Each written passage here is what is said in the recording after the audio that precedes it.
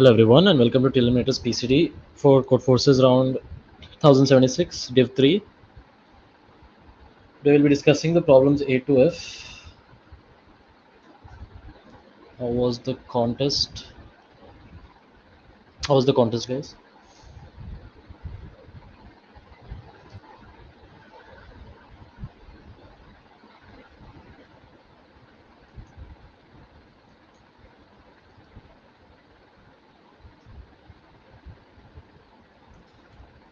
Yeah, sorry there was a 5-minute delay.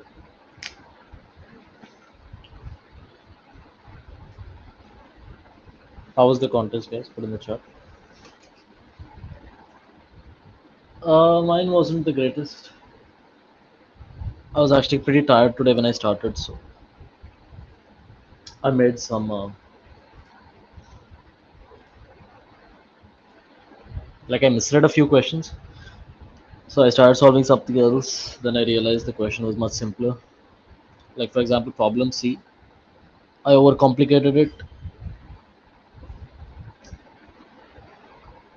Solved up to E.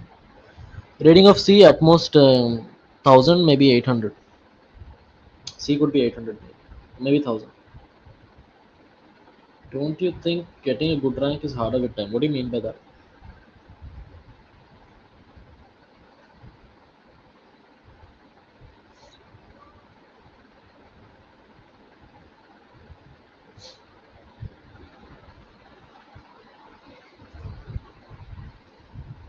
Difficult, okay.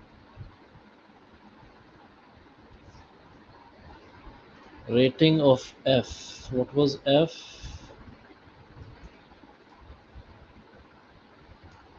Right, maybe 1500. 1500 to 1600 rating of F.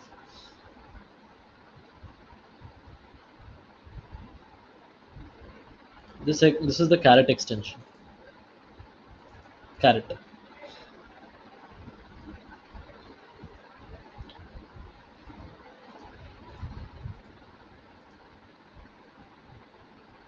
E. What was E?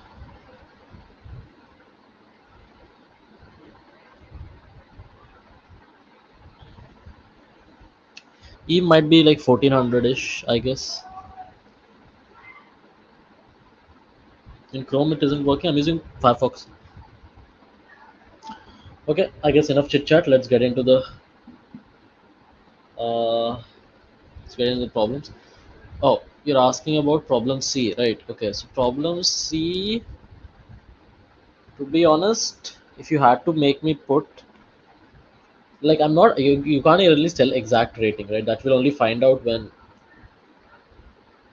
uh, when the contest is like over and they've calculated the ratings for each problem. I can only give you like a rough guess. Maybe it will be around 1000, I think.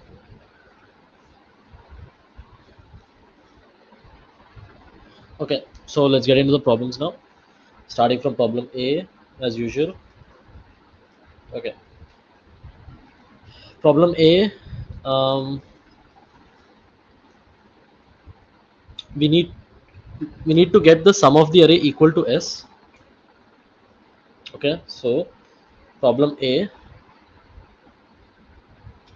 we are given an array with n elements. Given an array with n elements, we want the target sum to be S, and the given operation is add x to any element. Okay, add any x to any element, right? Add x to any element, right? And this is basically what we want to change the target sum from the current sum to the value S, right? N, X, S all are given in the input, as well as the array is given in the input. I need to output yes or no if it's possible or not, right? So here the key observation, I'll do it fast because it's a very easy question. I think most people would have gotten it. So the key observation is that it does not matter which element you add x to, right? It does not matter which element you add x to, because it just adds x to the total sum, right? It adds x to the total sum. So let's have the quantity which is called initial sum. Okay, so I'll call it sum of the array initial. Okay, now we want to make sum of the array initial equal to s, right, which is given in the input. Obviously the only operation we have is plus x, so basically we can do plus x how many ever times we want to the sum, so that it becomes equal to s, right? So basically let us call the initial sum sum I, and let's call the final sum s. So sum I plus k times x is equal to s, right? And that is the condition. If there is some k which satisfies this, then our work is done, right? Or we can write this as the final sum minus the initial sum, right, is equal to kx, where k is an integer, right? K is an integer. K is an integer, right? So this is how you write k is an integer, and k should be greater than equal to 0, right? So for this we can just check, we can do two checks. First of all, we want check number 1, that s is greater than equal to sum of some initial sum, right? So s is greater than equal to the initial sum. And the second check is that if we want k to be an integer, that means that x has to divide this value, right? X has to divide this value. So we can write it like this: x divides s minus sum of I, right? This is how you write it mathematically: x divides s minus sum of I. And in code, how will you write this? You will write it check to s minus sum of I will leave 0 remainder with x, right? It will leave 0 remainder with x. So mod x equals 0. So these are the two required checks. If both apply, you say yes, otherwise you will print you know. Okay, so if both print yes, otherwise print no, right? Both these the sum I can be calculated in big O of n, and then these checks can be done in big O of 1. So the time complexity of this code is simply big O of n, right? Big O of n to read the input and calculate sum of I, or which is called sum initial, not sum I, let's just call it sum initial. Okay, so I think everyone is clear with this. Yeah.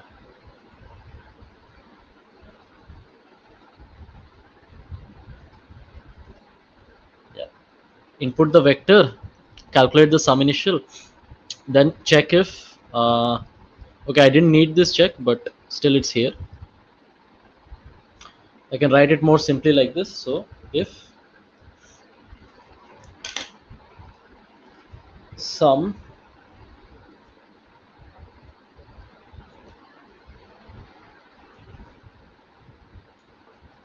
yeah, so this will be more accurate, like more easy way to write it, right? And this is the code, although the old code also does the same thing but in a more convoluted way.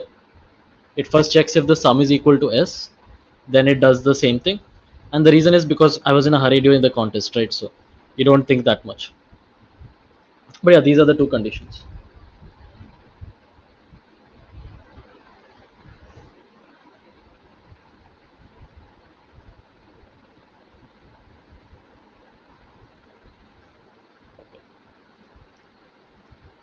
Let's move on to problem B now. Problem B.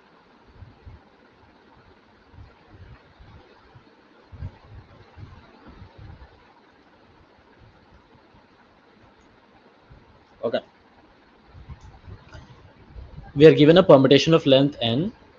We can choose two integers L to R and reverse the segment L to R in the permutation. Output the lexicographically maximum permutation that we can achieve. Okay, so we can do only one of these operations, and we are given a permutation. We can do the reverse operation only once. Okay, so let us see the permutation 3214. This is a permutation question, so Using examples will be easy and will clarify it. So let's give in 3, 2, 1, 4. Now we want the lexicographically max, right? That means dictionary order max, or the largest followed by second largest, so on order, right? So lexicographically max achievable permutation, right? Achievable permutation. So what do we have to do here? What we have to do is the first character. Okay, we want first. So lexicographically max will first check the first character. If they're equal, it will check the second character. If that is equal, it will check the third character, right? That's how dictionaries work. Like first we check the first character, then the second character, then third. So since the first character is 3, if we do a reversal like this, 3, 2, 1, 4, what happens is we get 4, 1, 2, 3, right? And because this is the only permutation where 4 is in the start, right? This is the best permutation we can achieve, right? This is the best permutation. So what we will do is we'll reverse it with 4, 1, 2, 3, right? Because the first element is not equal to 4, we will find the 4 and we will reverse this subarray so that 4 comes to the start. Okay, right? So now let's take the second example, or let's take the third example. Okay, 4, 3, 2, 1, or I'll make an example of my own. So example 4, 1, 2, 4, 1, 3, 2. Okay, 4, 1, 3, 2. Now here let's check the first character first, because lexicographically always checks the first character. 4 is the maximum possible first character, right? 4 is the maximum possible first character. So if we do any kind of operation with this as our L, it will only make the answer worse, right? So we will not do any operations with 4. We will not do any operations with 4 because that will only make the answer worse, right? It will make a permutation lexicographically smaller. So let us go to the next one. Let us see 1. Okay, so in this subarray we will check 1. And now the thing about 1 is, if instead of 1, if we had a 2 or a 3, right? If we had a 2 or a 3, it would be better because that would be lexicographically larger, right? And we want the lexicographically largest, we want the lexicographically maximum. So we want a 3 here, right? We want the 3 to come over here, right? And how do we do that? We can choose this subarray and reverse this, right? And since we can only choose 1, we will stop now. Reverse this, right? And we will get 4, 3, 1, 2. And that is the answer to this test case. Okay, let's move on to another example. Let's say, what if it was 4, 3, 2, 1? So now we'll check the first character, right? This is already equal to the maximum possible, so we cannot do anything. We go here. Now here again 3 is equal to the maximum possible. We can't do anything, so we move on. 2 is also equal to the maximum possible. We can't do anything, so we move on. 1 is the only one remaining. Again, that's the maximum possible. So what we will do is we will just choose L and R as the same value. Okay, so L will be 3, R will be 3. We will just reverse this only. That will leave the permutation unchanged. And the original permutation itself is our answer, right? As you can see in test case 3. Okay, so basically what is our idea over here? Let's summarize. Summary. Our target is first character should be n, or first number should be n, first integer should be n, second integer should be n minus 1, third integer should be n minus 2, so on, right? If at any point it is not true, right? So let us say at the ith position, let us say this is not true at the ith position, this is not true at the ith position. Okay, so let's say ith integer is not equal to n minus I plus 1, right? This pattern is n minus I plus 1. So if the ith integer is not equal to n minus I plus 1, we will do a reverse operation. Okay, reverse operation. What will be the L and R for this?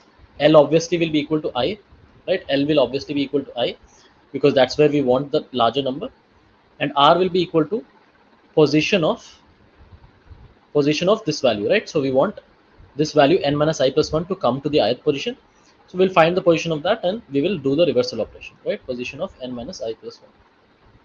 Then once we have found L and R, we will simply reverse this and we will print the output, right? So reverse L and R, print the output. If the whole array is equal to this, like this is always true, it's always true that ith integer is equal to n minus I plus 1. We don't need to do anything. That means the array is in descending order like this, right? So we can just output it. What is the time complexity?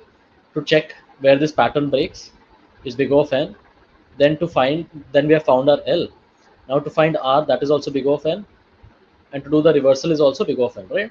We can reverse elements in big O of n.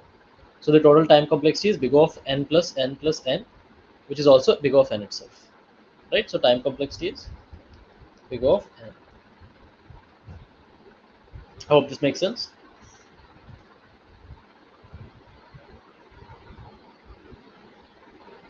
Yeah, I think this contest was on the easier side. If you do a sort, it won't work, obviously, because we need the orders to be preserved.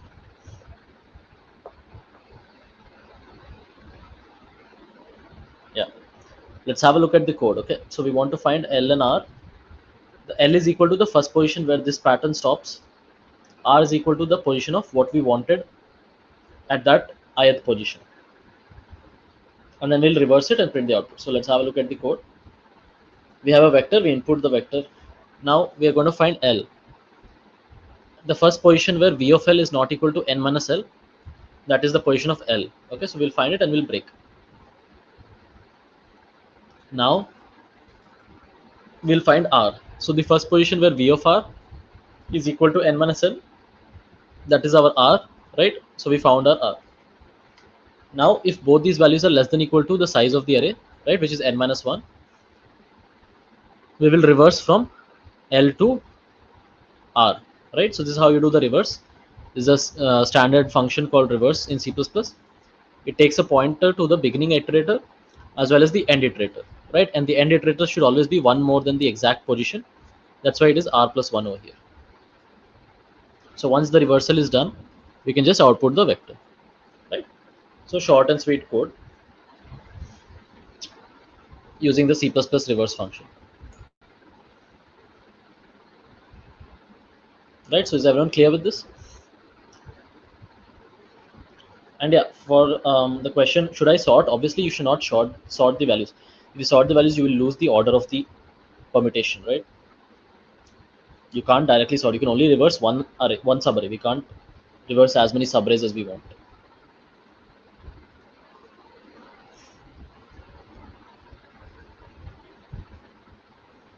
Okay, let's move on to problem C.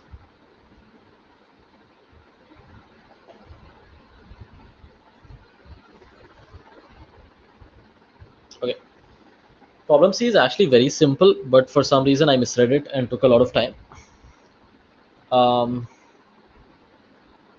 But once you understand what the question is asking, I think it's super simple, right? Okay.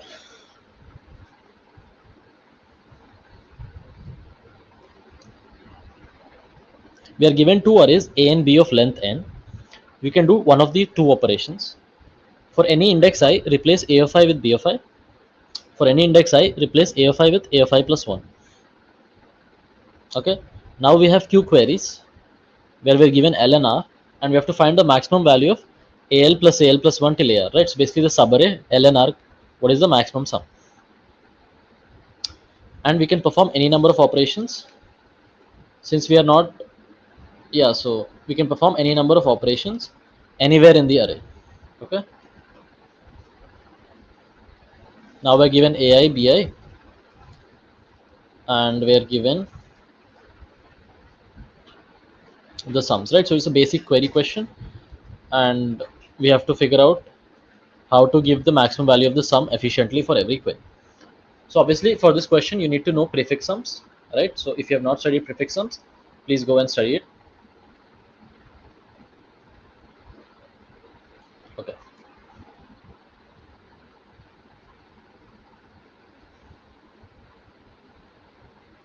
Now we want the sum to be maximum possible, right? So let us think of what we can do with AI and BI. So let's say we have A1, A2, A3, A4, A5, A6, A7, A8 as an example, and we have B1, B2, B3, B4, B5, B6, B7, and B8. Okay. So now we have two operations: either replace A6 with B6, or we can replace A6 with A7. Right. So these are the two operations. It should become quickly obvious to you that the correct thing we should do is, if this B is larger than this 8, right, then we can replace A8 with B8, right? So let me give you an example. Let's say I have like 1, 2, 3, 1, 1, 2, 1, 2, 3, and 1, 1, 2, 4, 1, 4, 5, 1, 7, or 1, 3, 1, 4. Okay. So I have two arrays like this, A and B. I want my sum of A's to be large as possible. So I will use my operations in a smart way so that all the values become as large as possible. Then I can give the sum easily, right? So what I'm going to do is, we will compare these two, right? So this is AI, this is BI. Now since BI is larger, we can replace AI with BI. Okay, so AI is larger, so we'll replace it. So now this will become 4, updated value. Now we will check this. Okay, is 1 larger than 2? No, 1 is not larger than 2, so we will not do anything. Is 4 larger than 2? Yes, 4 is larger than 2, so we can replace this by 4. Okay. Now again we will check, either it remains 1, or it becomes 5, or it becomes 4, right? So first we'll check, is 5 larger than 1? Yes, so this will become 5. Now is 4 larger than 5? No, so it will remain 5, right? It will remain 5. Now again, either we put 4 here, or we put 5 here. Is 4 larger than 2? Yes, so this becomes 4. Is 5 larger than 4? Yes, so this will become 5. Is 1 larger than 1? No. Is 5 larger than 1? Yes. So this becomes 5. Right? And as you can see, each element is becoming the maximum possible ever. Right? No matter what operations you do, a given element can never become larger, nor does it affect other elements. So that's why this is the correct way we are building our final array A. Is 4 larger than 1? Yes. So we will replace this with 4. Is 5 larger than 4? Yes. So we'll replace this with 5. Is 2 larger than 3? No. Is 5 larger than 3? Yes. So this becomes 5. And this will become 5, this will become 5, as you see. So now anytime we want to find sum of L and R, all we need to do is just take, for example, L over here, R over here, in this new array, right? So this is the new array A. After, what is the operations we did? Each A of I equals max of A of I and B of I. Then each A of I is max of A of I and A of I plus 1, right? So we did this first, then we did this, and after this operation is over, we have a new array A, right? New array A. Now on this array A, we can just answer all the queries, right? On this array A, we can answer all the queries, and how you do it? That is called prefix sums, right? Standard prefix sums. Standard prefix sums. We can just choose an L and R, and we want the sum of the subarray from L to R. So the standard way to do it is just prefix of R minus prefix of L minus 1, right? Like this. This is the formula for prefix sums. So we just use prefix sums and give the answer. The overall time complexity for this is big O of n. For prefix sums is also big O of n to compute the prefix sums. And each query we can answer in O of 1. So overall the time is big O of n plus q, right?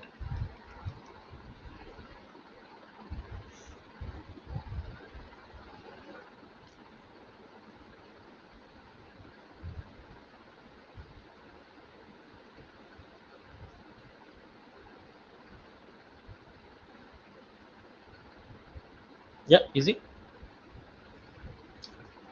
Yeah. Okay, so here's the code. For each element A we input it, for each element in B we input it. Then we go backwards. A of I is the max of A of I and B of I. A of I is the max of A of I and A of I plus 1. Now we make prefix sum array, right? So this is the standard prefix sum array. Now for each query, input L and R, prefix of R minus prefix of L minus 1, right? So that's it. Pretty straightforward code. All right, let's move on to problem D.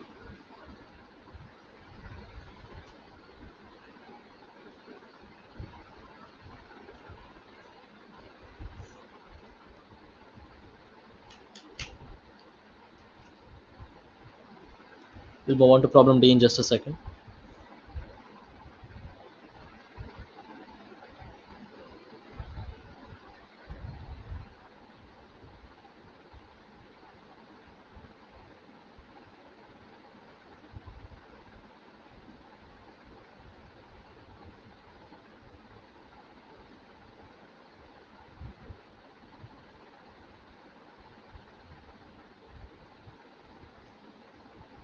All right. So problem D.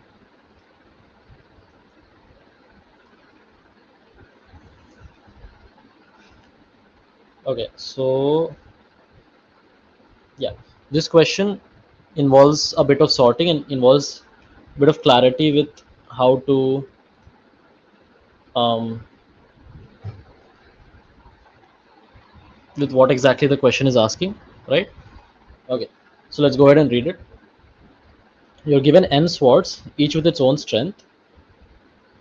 The sword numbered I has a strength of A of I. We start at level 1, and to move on to level I plus 1, we need to defeat the monster at level I. We need to deal with BI sword strikes for the monster, and each sword can only deal one strike. Before the game, we can choose a difficulty level X. If we choose a difficulty level, swords with the strength less than X will not be used. Okay, the swords with the strength less than X will not be used, and the score is equal to X times the number of levels completed. And what is the maximum score if we choose X correctly? Okay, so let's summarize this, because most of the problem is, I think, just understanding the question. Once you understand the question, it's pretty simple. So, all right, we are given swords with some strengths. Okay, and let's assume that for now, let's think of the swords in sorted order. It'll make the question easy to understand. Okay, imagine this is in sorted order of strengths. Swords in sorted order of strengths. All right, I mean, obviously we can just take the input and sort it, right? So now what it's saying is, if we choose a difficulty level X, if we choose a difficulty level X, then we can only use swords which have difficulty X or higher. Okay, so let's say this value is the first value greater than equal to X, then we can only use these swords, right? And we can't use these swords because the difficulty level is less than X, or their strength is less than X, right? So whatever the, if we have higher difficulty level, we'll be able to use less number of swords, but if we have less difficulty level, we'll be able to use more number of swords, right? So that's what difficulty level means. Now for BI sword strikes, what does that mean? So each level we have to do one by one, right? So we have to do level 1 first, then level 2 first. So we can't sort the levels, we have to do levels one by one. And to defeat a level, we need to use BI sword strikes, and we can only use one sword strike per sword. So that means we need at least BI swords to move to the next level. Okay, so B1, B2, B3, B4, B5, let's say till Bn, right? And to defeat level 1, right, to defeat level 1, or to complete level 1,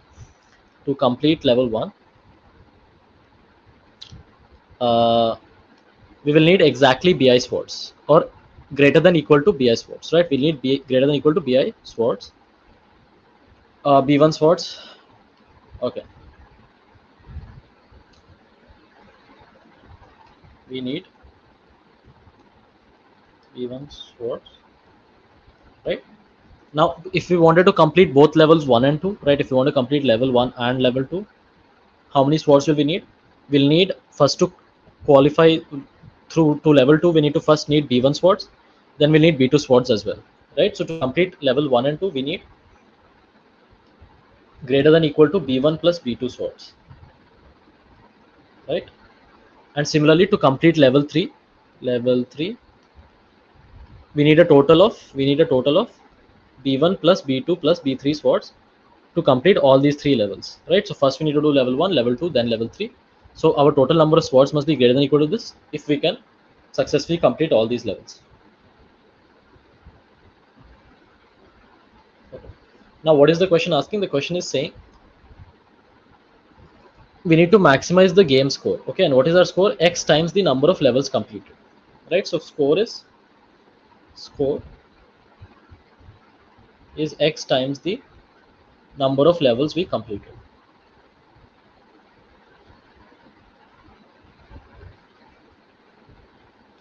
Right? Okay, so what does this mean for us? It basically means that if we choose X as a very small number, like let's say X is equal to A of I, then we'll get all N swords. We'll get all N swords. So we can probably go several levels, right? We can probably go a lot of levels in. But that will mean that we have our X is small and we'll have the number of levels completed large. And what if we chose a larger X? We chose a larger X. Let's say we chose X is equal to A of 4, right? X is equal to A of 4. Then we would only have 1, 2, 3, 4, 5 swords instead of 8, right? We would only have 5 swords. But in that case, we might complete some lesser levels. So what would happen would be X times X would be more, but the number of levels would be less, right? The number of levels we completed would be less. So the score can vary, right? The score can vary all over the place. And for every possible X, we need to find the score basically, because we need the maximum score. So we need to check for every possible X. All right. So how do we approach this? First of all, the main thing we care about is the number of swords in our hand, right? So that's why we don't need to check every possible X. We only need to check X in the sorted order of A of I, right? So we need to check X. Possible values for X will be restricted to possible values of X. X is equal to A1, X is equal to A2, right? X is equal to A3, so on. Where A we have sorted, okay? A we have sorted. If X is equal to A1, what are the number of swords we get? We get N swords, right? And if X is equal to A2, the number of swords we have is N minus 1, right? Similarly, if X is equal to A3, the number of swords we have is N minus 2. Because everything smaller cannot be used, everything greater than equal to can be used. So that's the number of swords we have, right?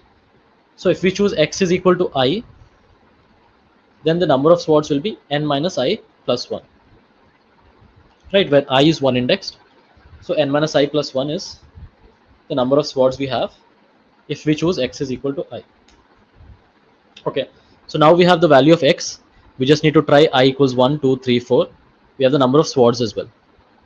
But now how many levels can this number of swords complete is our question, right? And how do we check that quickly? For that, all we need to do is we can make, let's say, a prefix sum array on this, right? So let's say we have a prefix sum array on this, because as you can see, to complete level 1, we need to be greater than equal to prefix of I, prefix of 1. To complete level 2, we need to be greater than equal to prefix of 2, so on. So let's say we have a prefix array over here. All we need to do is let's say if we have N swords, then we can complete 4 levels, right? So if we have N minus 1 swords, if this is still greater than prefix of 4, it's okay. Otherwise we'll go one step back, right? So this is a kind of not exactly 2-pointer approach, more like 1-pointer approach, right? You could call it a 2-pointer approach, but there's only 1 pointer technically, which is moving backwards, right? So we can use like a 2-pointer approach and keep track of, for a given number of swords, the thing is the number of swords only decreases over time, right? If we try x equal to a1, x equal to a2, x equal to a3, the number of swords just decreases over time. So for a given number of swords, we'll find which value of the prefix sum, or how many bi can we take, how many bj have basically b1 plus b2 plus b so on, how many levels are there,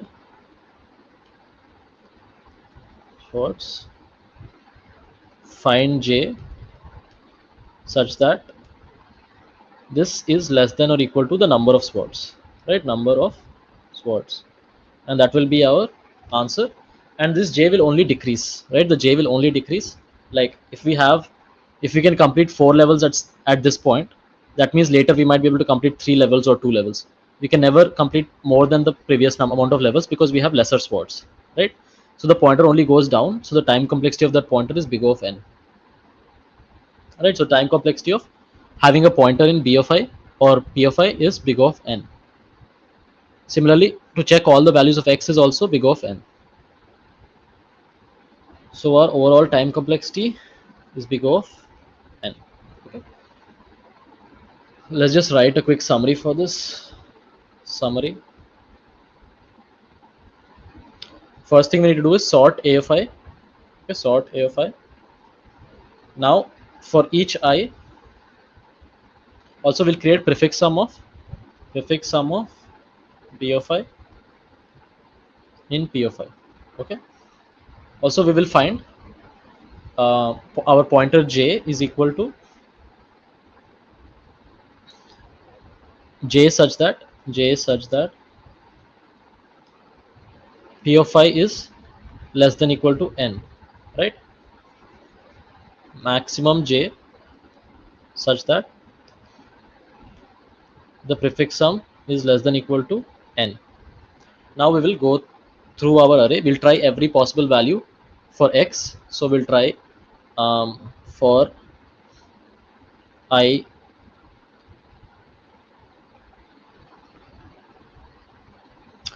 x is equal to a of I, right? X is the strength which we are allowing for the swords, right? X is the difficulty level. Now how many swords do we have? The number of swords will be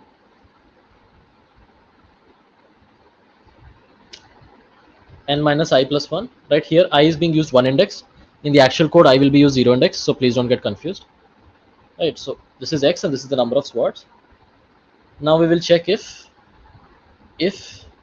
or while prefix of j, right? Prefix of j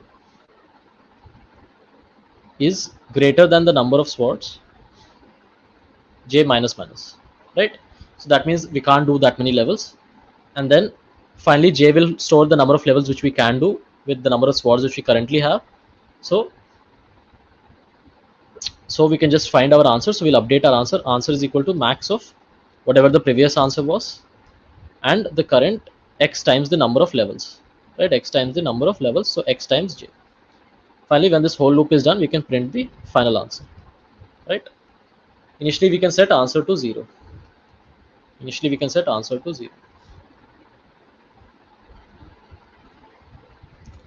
Yeah. So is this clear?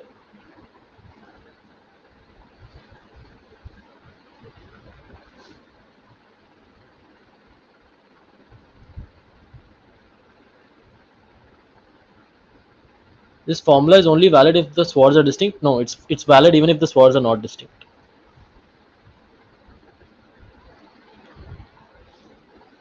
This formula will still find you the maximum even if the swords are not distinct.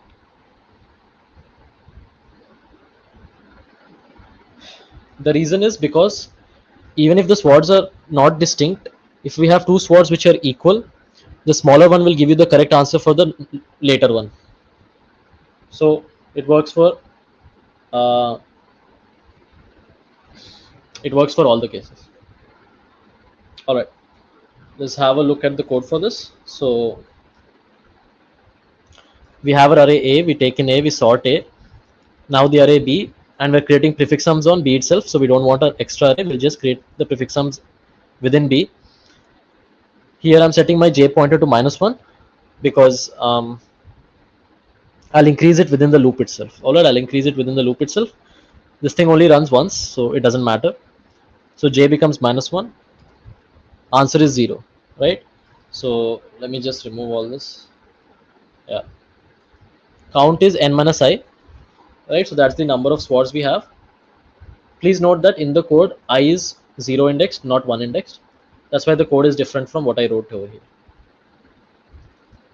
So count is n minus I. Then until we can have more sword, like until we can take more levels, we'll increase j, and while we need to decrease the levels, we'll decrease j. Okay, so it's just taking care of both. Although you only need to do this step only one time. You only need to do this step one time. You can write it outside as well. But I just wrote it inside the loop. It does not change anything. Time complexity remains the same because it will only run once. Right? And now we find the answer. So answer is a of I, which is the current level, which is the current difficulty level, times the number of levels we completed. So j is 0 index, so it's multiplied with j plus 1. And finally we can print the answer, right? So that's about it. Straightforward only. Question on sorting, and the time complexity for this is big O of n log n because we sorted it initially, right? So if we didn't have to sort, it would be big O of n. But since we sorted a of I, this step is big O of n log n. All right.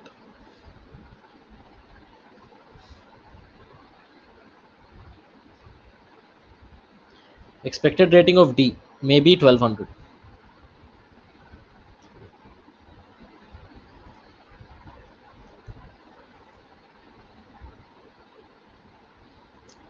And E could be around maybe 1500. Sorry, E could be around 1400-ish. At least that's my opinion on it. Like E requires some amount of knowledge of DP, but it's a very basic DP, so I would say 1400 for E. E is a very standard DP, so if you have any experience with DP, you will get it.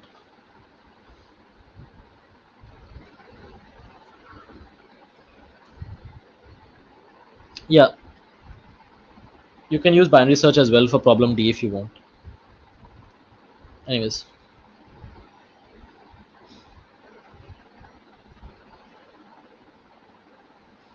we want to problem E. So we are given an array A of length n, and we have to answer n questions. We need to find the minimum number of elements. We can use the same element multiple times. Okay, so keep this in mind. We can use the same element multiple times. Otherwise, the question becomes very hard. So that the product is equal to exactly I. Okay, so every number from 1, 2, 3 till n, we need to make it using the minimum elements as some product of the given numbers. Okay, then we are given n and we're given a of I. We need to tell if we can obtain a product equal to I or not. Okay, for each I from 1 to n, right? So let's just rewrite it. So we don't care, like if a number comes twice, like 2, 2, there's no point of that, right? We only need the set of numbers because we only need the unique set of numbers because we can just reuse numbers multiple times. We can reuse the same element multiple times, so it doesn't matter.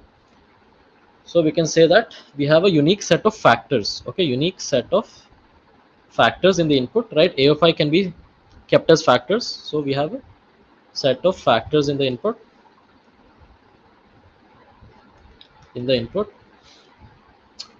Then for each number from 1 to n, for each number from 1 to n, we need to represent it. We need to represent it as some product of factors, right? Product of the factors we are allowed in the set, right? The factors in the set,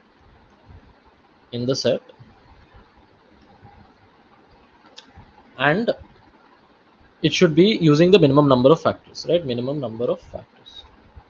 Minimum number of factors. Okay. The way we will approach this is DP. All right, we'll approach this with DP, and what we're going to do is we're going to say the answer for all the values will be set to infinity. Okay, so for all the numbers from 1 to n, we will set dp of 1 to n to infinity. Now what we want is for each number I, okay, for each number I which is already there in our set, for each number I which is already there in our set, we can do it in only one operation, right? We can do it only one factor. We can just use the number itself. So for example, if you check the number 6, it can be done exactly in one step. So 1 2 3 4 5 6, right? One can be obtained just by choosing 6. But a number like 4, for a number like 4 we need to multiply 2 into 2 to obtain it, so that's why the answer is 2. So we'll set 1 to n as infinity, and for each number which is in the set, for each x already in the set, dp of I or dp of x is equal to 1, right? That's simply because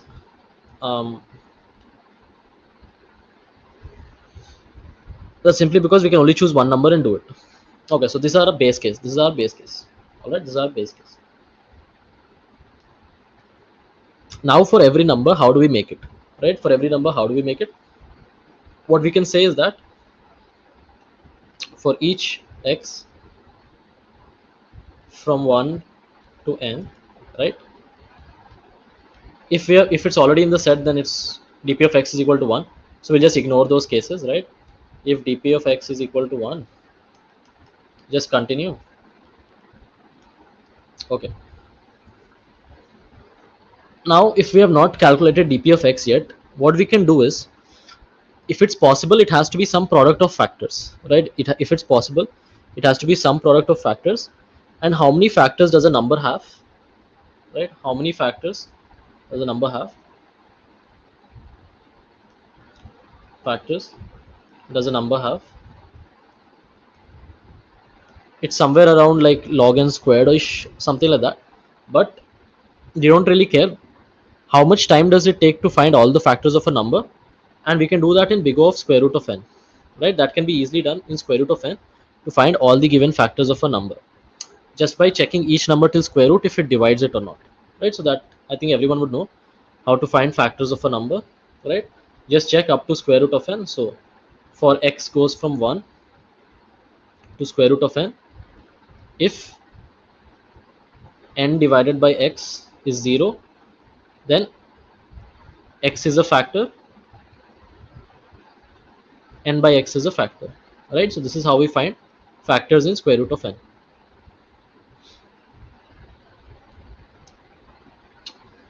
So what we can do is just for each factor of x, let's say one of the terms in the multiplication and the product which we have done is this factor. Okay, so it has to be one of them, right? So for each factor of x, we can say that dp of x is the minimum of dp of x, and if we use this factor, okay, if we use this factor, so that will be 1 plus dp of x divided by this factor, right? And I hope that makes sense. If we use the particular factor of x, then our answer will be 1 plus dp of x divided by f, because to multiply with that factor is one step and the remaining amount is x by f. So what is the value of x by f, right? And since this is done in increasing order of dp, this value will already be calculated, right? This quantity will already be calculated. Now simply once this whole loop is done, we can just output the values of the dp. So for each value, dp of I, if dp of I is infinity, output -1, else output dp of I, right? So it's almost like, even if you don't know dp, I can still see people implementing this because it is kind of intuitive, right? You don't need to know dp to be able to come up with something like this, because all you're doing is, you know that if we remove the current factor, what remains is x by f. So if we have computed that already, we can just do 1 plus x by f, right? So this is the key idea for this. And what is the time complexity? So to find factors is big O of square root of x right? Big O of square root of x, and each number goes up to n, so big O of square root of n, and we are doing this for each number, right? So the total time complex will be n root n.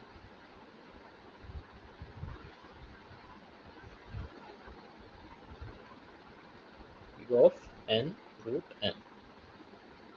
And if you're worried about this, don't be, because n is about 10 power 5, and if you're given 3 seconds, right, you're given 3 seconds, not only 2 seconds.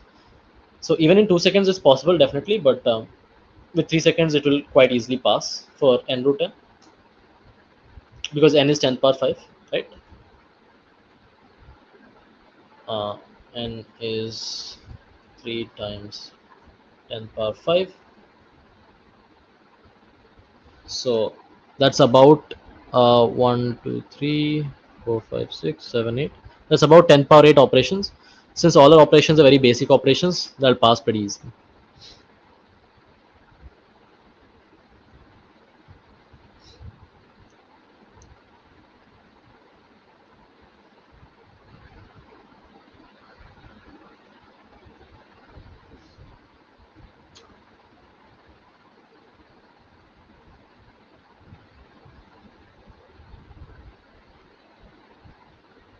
Yeah, D was confusing, but it was actually very simple, greedy.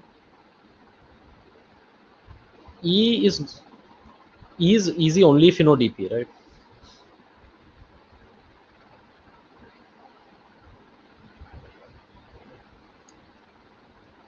All right. So is this understandable, guys? As you can see, it's around 10 power 8 operations, all simple operations, so it's going to pass pretty simply. And let's have a look at the code for it. So, okay, here's a helper function to find all the factors of a number. We don't want one, right? Because in our DP, there's no use of removing a factor of one. So that's why we're not going to push back one to the list of factors. We'll push back all the other factors, right? So this will find all the factors of a number. Standard code, you can go through it. Now we'll create our DP table set to infinity, right? Why is it int max by 10? Because we don't want to overflow, right? We don't want to overflow. That's why we'll send it to like the int max roughly divide by 10. Okay. What does exist store? Exist stores if the given value exists or not, right? In our set, because we have a set of numbers. Okay. Now for each value from 1 to n, if that value exists, dp of I is 1, and you can just continue. Otherwise, we find the factors for each factor. dp of I is the minimum of dp of I, dp of I divided by the factor plus 1. Finally, we can print all the values of dp of I. If it's equal to infinity, we print -1. Otherwise, we print the original value.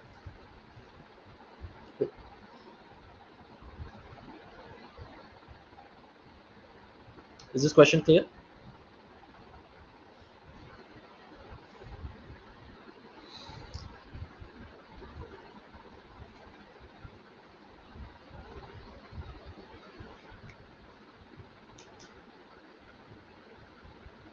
Does BFS pass? I think I know a friend who did BFS for this question and it passed.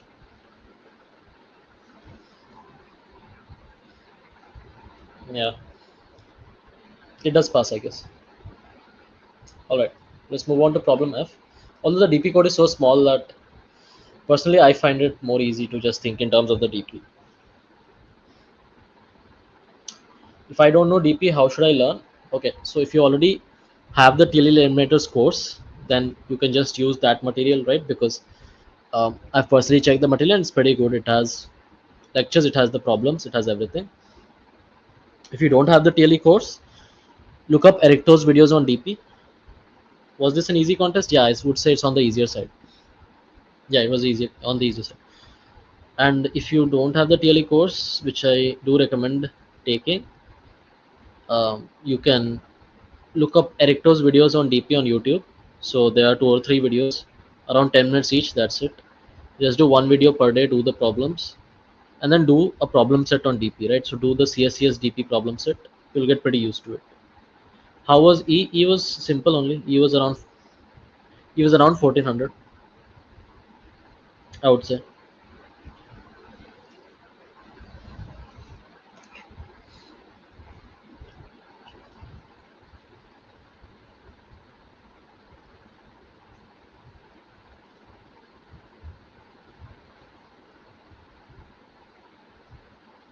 Oh yeah, add coder DP contest is also nice. Nice recommendation, yes.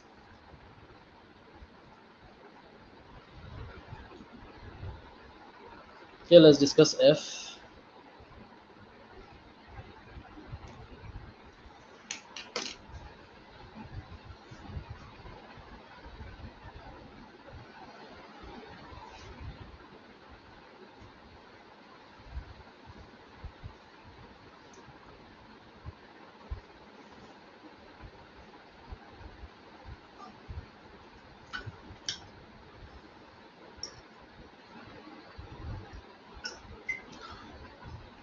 All right, so I'll assume that you have read the question. Um, I'll give you a summary of the question, but basically there are a few important points. We have to start at the point ax ay. We can only move right, up or down. Okay, so this means that we can move to the right, we can move up, and we can move down on the number line or on the 2D plane. We have to end at the position bx by. Also, we have to visit all the points in the path x1, xi, yi, x2, y2, x3, y3, so on. Okay, and we are also given that ax is less than xi less than bx. Okay, so this is a key condition. Otherwise, if we're only moving right, up or down, we won't be able to start and go to the end, right? We can't go to the left, so we have to keep this condition in mind. Okay, so let's just do a problem summary.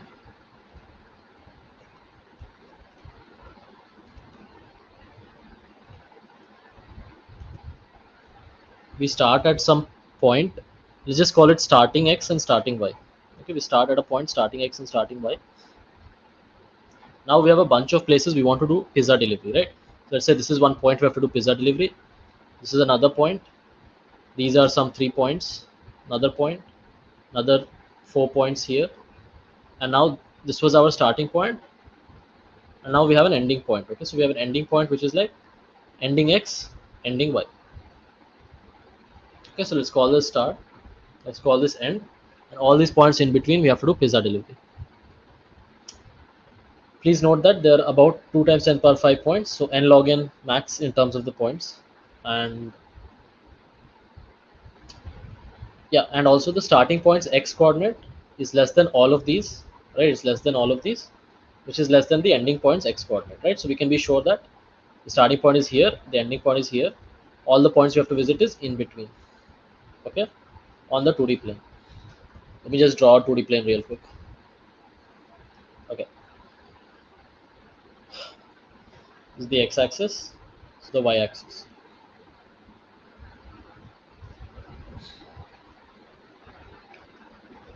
Now the question is, if we can only move up, down, and right, okay, we can move only up, down, and right. So we can never move left.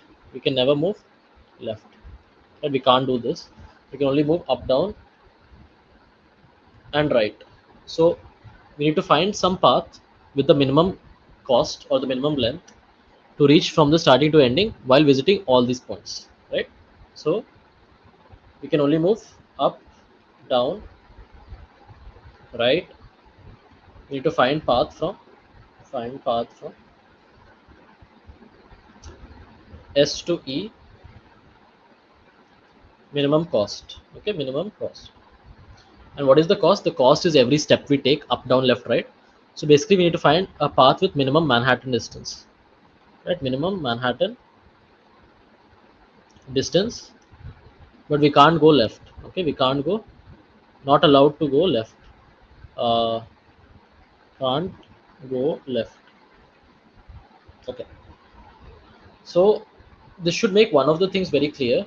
Like, let's say all of these are given x coordinates. Okay, so this is given x coordinate sx, then this has some x coordinate, let's say x1, this has x coordinate x2,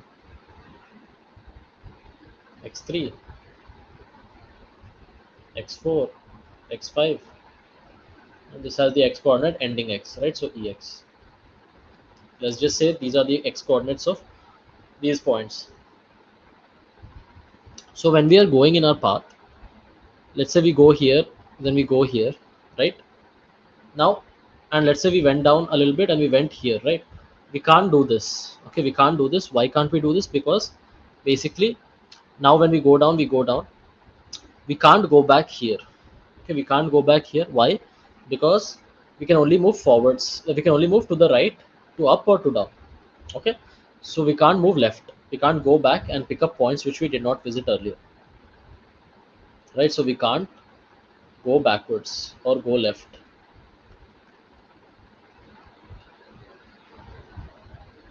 right? We can't go backwards. We can only move ahead and visit more points later on. So what does this tell us? This tells us that when we are moving, right? When we are moving and we reach a particular value of x, we have to take all the values here and then move to the right. Yeah, because we can't come back to the left and take them again. So whenever we reach a particular x value, we need to take all the points, then go take all the points, go here, take all the points, go here, take this point, go here, take all these points, then go. Right? And does this make sense?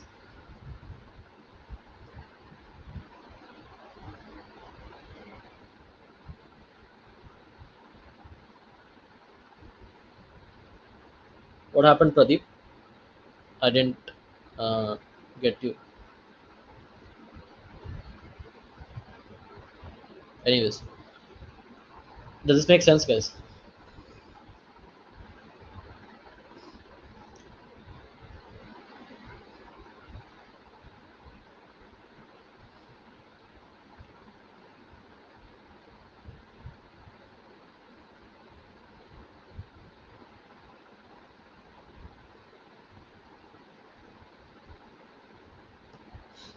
So our path ends up looking something like this, right? So if you think about a minimum path for the graph I just drew, the points I just drew, it should be something like this. Maybe I'm not quite correct, but I expect that the optimal answer looks something like this, right? I expect that the optimal answer looks something like this. Okay.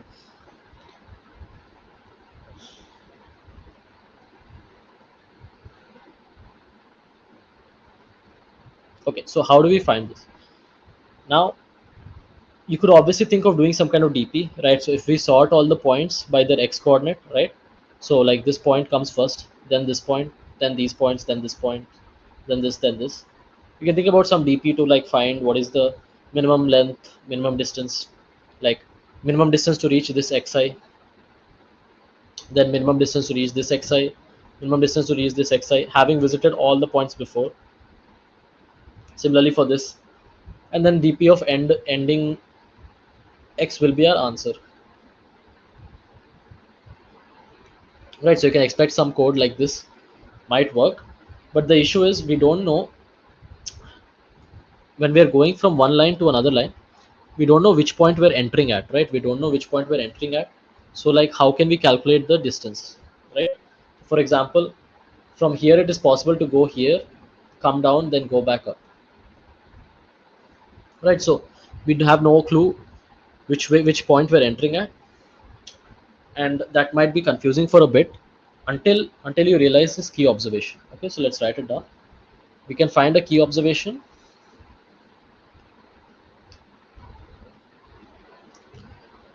uh, no matter the solution, right? No matter the solution,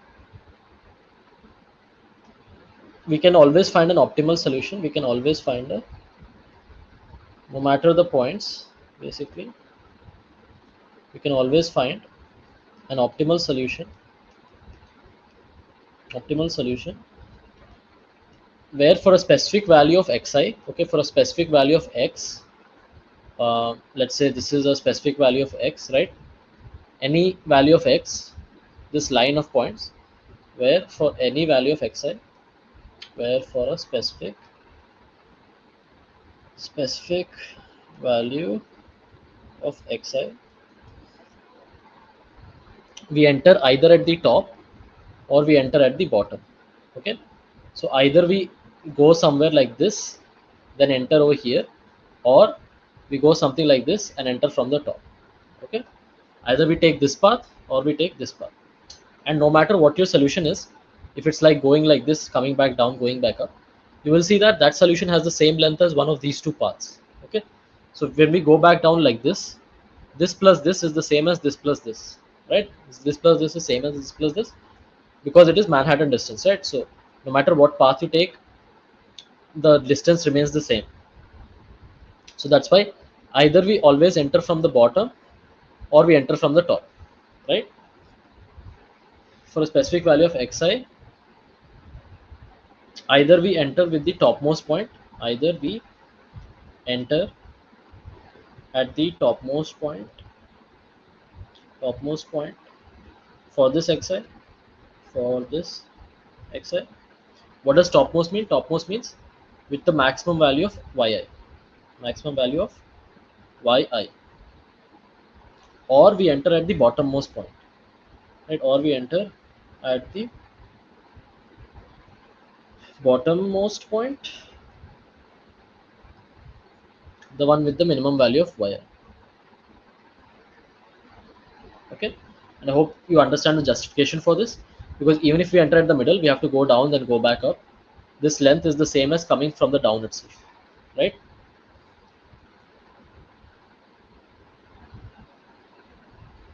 Okay, does that make sense? Anyways,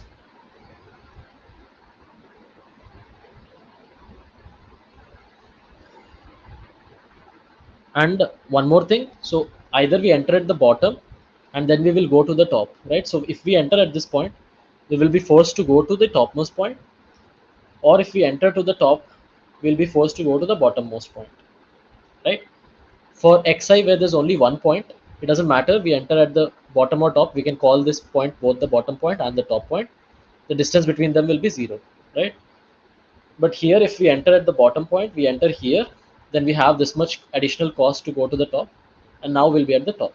Okay, so that way we can choose our values, right? That way we can choose our values. So I'm not sure whether I choose dp of 0 to represent top or dp of 1 to represent top, but let me just have a look at my code.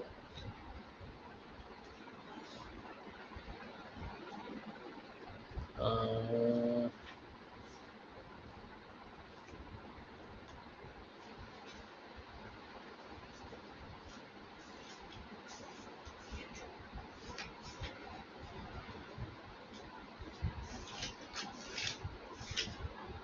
right, so I used dp of I comma 0, means that we entered xi, right? Xi is the,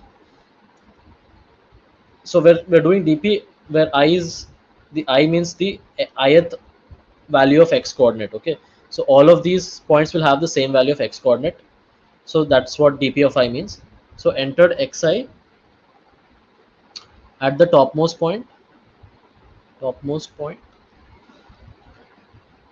Now we have reached the bottom point. Okay, now we reached, after entering it and we go down, now we went down to the bottom point. Okay, now we are at the bottommost point, and dp of I1 is 0, is the opposite of this. So it is the entered xi at bottom, went to the top, went to the top, right? Now if we define this, now we can have our transitions. Okay, we can have our transitions. What we can say is basically from, let's say, between this set of points to this set of points, either we entered the top here, went to the bottom here, then from this place we can go either to the top or to the bottom, right? Similarly, either we can enter here at the bottom, then go to the top, then go like this, right? Again we have two choices. So overall there are four ways to transition, right? There are four ways to transition from dp of I minus 1 to dp of I. So we can say that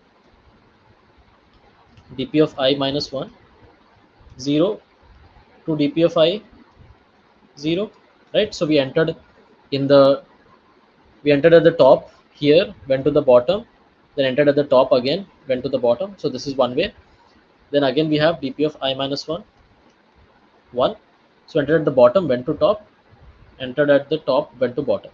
So this is another way, right? There's also the transition of dp of I minus 1,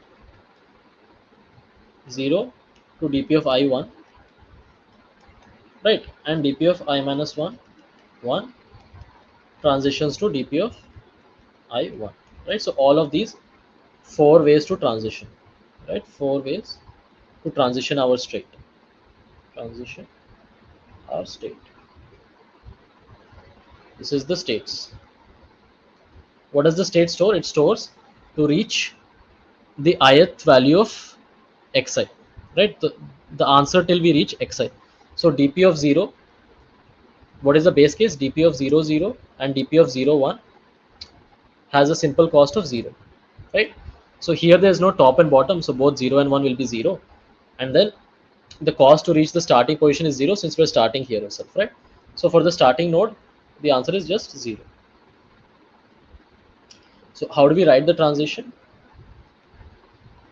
So we see that for dp of 1, we have two options, right? We have two options for dp of I. So we will just take the max, sorry, we want the minimum, right? So we'll take the minimum of these two. So we can say dp of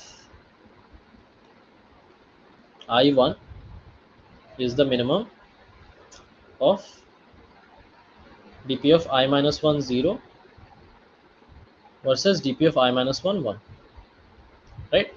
Plus the cost of coming here. So dp of I minus 1 0 means at the previous one we entered at the top and went to the bottom, right? And then dp of I1 means here we entered at the bottom and we went to the top. So what is the cost?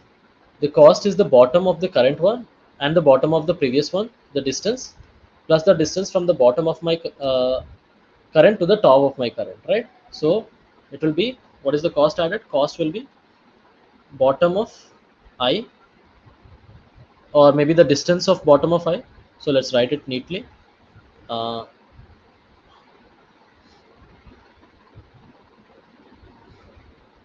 distance of bottom of I minus 1, bottom of I, plus distance of bottom of I, top of I, right? Because these are the two transitions we are doing. All right. And what is the other term of the minimum? The other term of the minimum is dp of I minus 1 1. That means we entered at the bottom, went to top here, right? So from top to bottom distance, and then again from bottom to top distance. So it will be distance of top of I minus 1 to bottom of I, plus distance of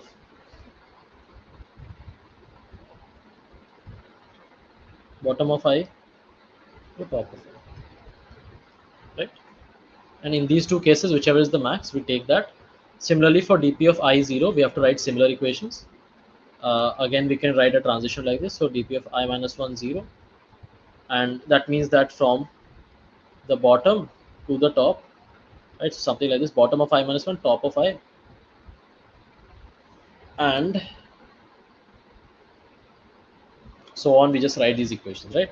To simplify this, you can make two loops instead of having just one loop like this. We can have a multiple loops. We can have like for int I goes from 0, or 0 is the base case, so I goes from 1 to n, and we can have j and k, right? So for int j is 0, j is less than 1, right?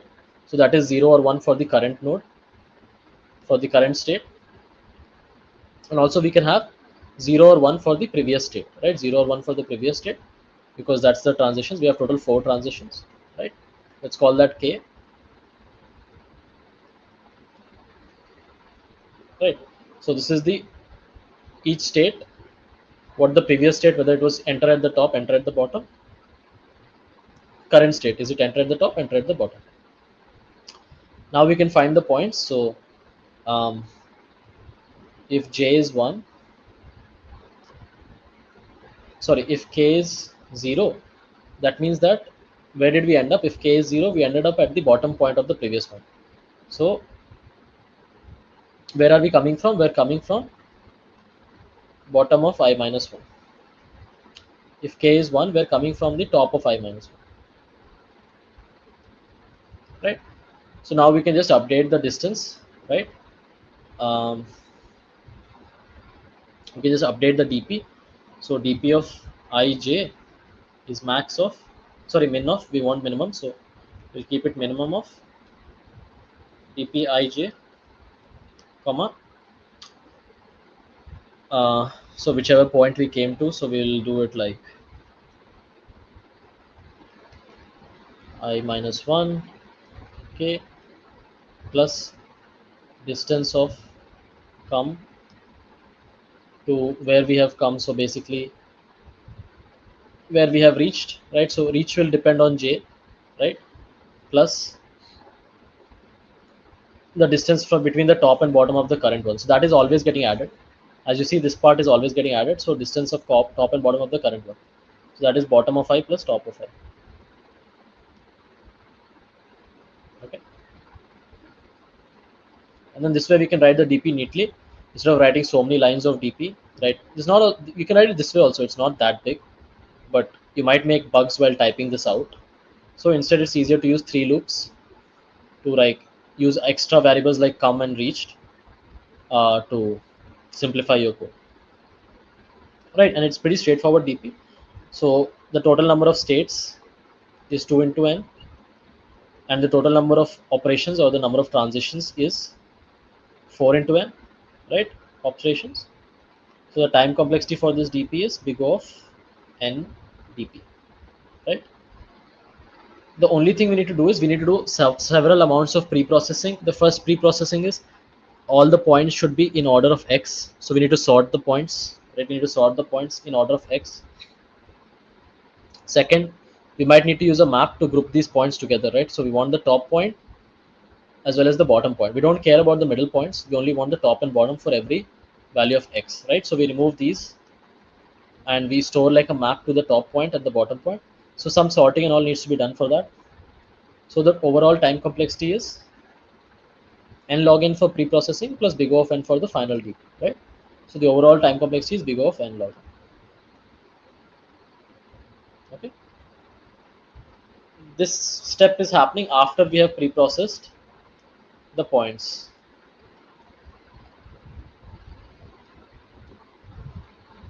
To have top of I and bottom of I, right? For each value of x, we have each unique value of xi, we have top of I, bottom of I. E or F, which one is difficult? Obviously F is slightly more difficult.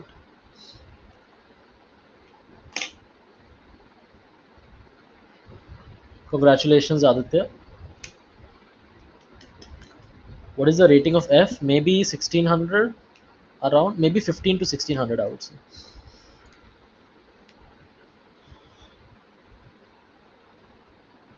Okay, let's have a look at the code.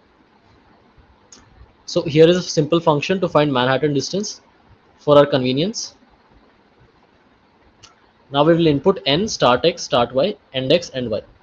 Our map is going to store the top and bottom point for every value of x. First, we're just putting the start and end because those points are also going to be there in our dp, right? So we just put the start and end inside the map. Now we will input all the x and y coordinates. Now what we're going to do is, for every x coordinate, we're setting its y coordinate. So every top will be max of x coordinate and y coordinate. Every bottom will be max of the original bottom versus the new y coordinate, right? So top of x will be the max of all the y coordinates, bottom of x will be the minimum of all the y coordinates. Now because using in a map is hard, we'll just push it back to a vector. So once we have the map ready, we'll push all the top points back to this vector called top points, all the bottom points back to this vector called bottom points, right? So let's see the time complexity. This is big O of 1, big O of 1, input is big O of n, then to push values to a map is big O of n log n, right? So this is a n log n. It's basically doing both the work, sorting and pushing into the map, right? Now this part is also big O of n, the dp is also big O of n. So now that we have all our x points in this, right? N should be the number of unique x coordinates. So I'm just going to change my n to the size of the number of top points, right? So top points dot size. Now I make my dp vector. I set everything to infinity because we're trying to minimize. So everything is set to infinity by default. dp of 0 is 0. That's our base case. Now for every I, we're having a transition. So we need jk. We're finding the previous point and the current point, right? So that is our, what did I call it? I called it from where we came from and where we want to reach, right? So whether we came from the bottom or we're going and we reach the top, or we came from the top, reached the bottom, came from the top, reached the top during our transition, right? This part, from which way did we come, basically, right? So that's what we're checking. Anyways, so which previous point did we come from and what is our current point? Now we update our dp of ij is the minimum of the old value of dp of ij plus dp of I minus 1 k, distance between the previous point and the current point, the top point and the bottom point of the current one. Okay, so distance of the top point and the bottom point of the current one. So yeah, that's it. And then once this dp is done, we can just print dp of n minus 1 0, right? Why n minus 1 0? Because like the starting point, the ending point is separate from all the other points, right? We said that e of x is unique. So this ending point has only one other point on this line. So this is only the top and this is only the bottom, right? So it doesn't matter. This is both the top and bottom. So we just find the any one of them is the same. So dp of n minus 1 0 and we output that. I would say this would be like a 1600 question roughly. Fine, then that brings us to the end of this session. Do we have any doubts?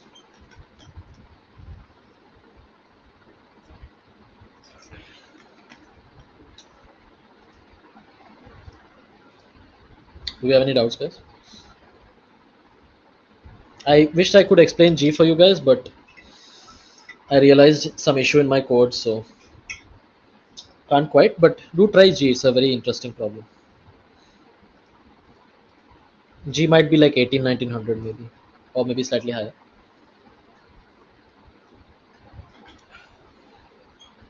Any doubts, guys? Or we'll end the session. You can ask general doubts as well.